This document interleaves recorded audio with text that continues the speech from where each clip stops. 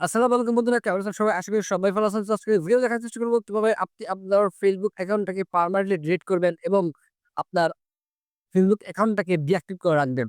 So let's get start. প্রথমত আপনি যেটা করবেন, আপনার Facebook যদি আপনি মোবাইল ইউজ করে থাকেন তাহলে আপনার Facebook মোবাইলের যে Facebook অ্যাপ, সেই Facebook অ্যাপ ওপেন করবেন। করার পরে আমি যেটা দেখাবো, তো সেম প্রসিডিউর ইউজ করে আপনি আপনার Facebook অ্যাকাউন্টটাকে পার্মানেন্টলি ডিলিট করতে পারেন অথবা ডিঅ্যাক্টিভ করতে পারেন। সো দেখুন, সো স্ক্রিনটাকে ফলো করেন। প্রথমত ফেসবুকে চলে যাবেন। যাওয়ার পরে আপনি আপনার প্রোফাইলে এরকম দেখাবে। তো এখান থেকে আপনি প্রোফাইলের সেটিংস অপশনে চলে যাবেন। মোবাইলে এরকম পা বা ডান সাইডের উপর দিকে 3 বার থাকবে। এরকম 3 বার ৩ টা থাকবে। তো 3 বারে ক্লিক করে আপনি এরকম অপশন পাবেন। তখন থেকে সেটিংস এর প্রাইভেসি চলে যাবেন। যাওয়ার পরে ডিরেক্টলি সেটিংস এ চলে যাবেন।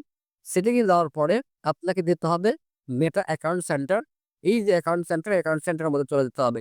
এর মধ্যে যাওয়ার পর এখানে দেখতে পাবেন যে আরো অনেকগুলো অপশন চলে আসছে, যেটার মধ্যে আছে নিচে অ্যাকাউন্ট সেটিং এর মধ্যে আছে দেখবেন personal setting, personal details.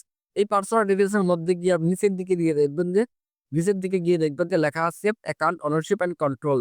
So এইখানে চলে যাবেন। যাওয়ার পরে এখানে ২ টা অপশন দেখতে পাবেন। এখানে দেখবেন নিচের অ্যাকাউন্ট, এই নিচের অপশনটাকে আপনি ক্লিক করবেন। কারণ এখানে এই অপশনটার মাধ্যমে আপনি আপনার অ্যাকাউন্টটাকে টেম্পোরারি ডিঅ্যাক্টিভ করতে পারেন অথবা পার্মানেন্টলি ডিলিট করে রাখতে পারেন আপনার প্রোফাইলটা বা অ্যাকাউন্টটা। তারপর আবার আপনার প্রোফাইলটা সিলেক্ট করবেন।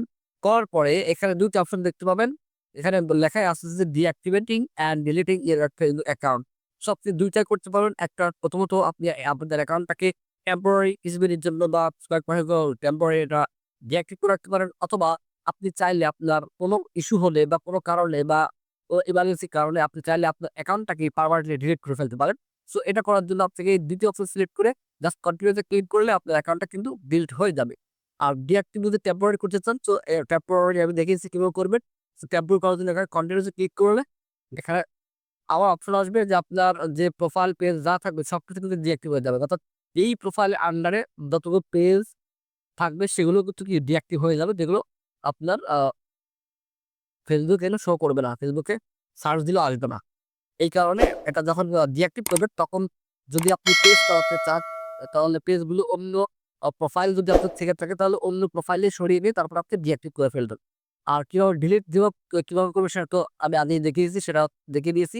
সেটা হচ্ছে আপনি ডিঅ্যাক্টিভেশন অপশন যাবেন, প্রোফাইল সিলেক্ট করবেন। জাস্ট ডিলিট অ্যাকাউন্টে ক্লিক করে এখান থেকে কন্টিনিউ করে প্রোফাইলটা সিলেক্ট করে জাস্ট আপনি এটা ডিলিট করে দিবেন। সো আশা করি বিষয়টি বুঝতে পারছেন আপনি কিভাবে আপনার Facebook অ্যাকাউন্টটিকে বা প্রোফাইলটিকে পার্মানেন্টলি ডিলিট করবেন অথবা টেম্পোরারি আ আ টেম্পোরারি আপনি ডিঅ্যাক্টিভ করে রাখবেন। সো ভিডিওটি এ পর্যন্ত। যদি ভিডিওটি ভালো লাগে অবশ্যই করে একটা লাইক দিবেন এবং কমেন্ট করে জানাবেন কেমন লাগলো, এবং আপনার ফ্রেন্ডদেরকে শেয়ার করতে ভুলবেন না। Till then take care. আসসালামু আলাইকুম।